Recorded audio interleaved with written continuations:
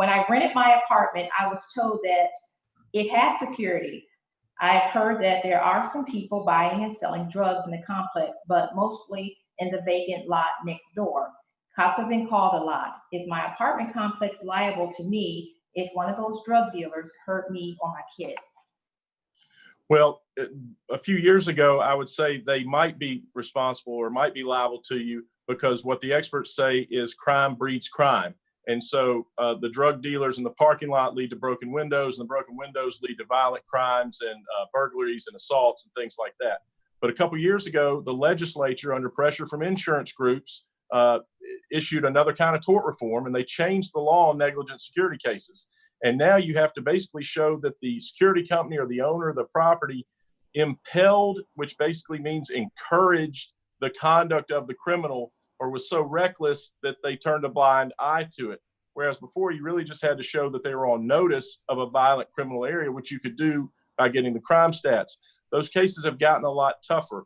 You can still bring them, but Patrick, it's just another example of the legislature taking the keys to the courthouse or restricting rights of citizens that have a lawsuit.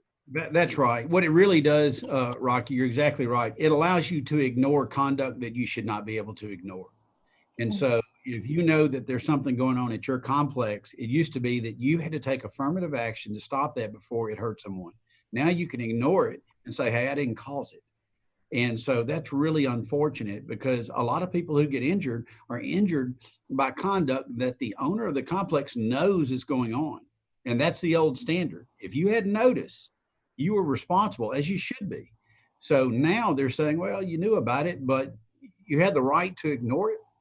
And that's unfortunately law. It doesn't mean don't bring the case, but it is a tougher burden. It's a higher hurdle to jump over as an individual that's injured. And that's unfortunate. And what the practical result of that change in the law, and you can thank the legislature, is now when you go shopping in a lot of these shopping centers, you don't see security guards, not near as many as you used to see.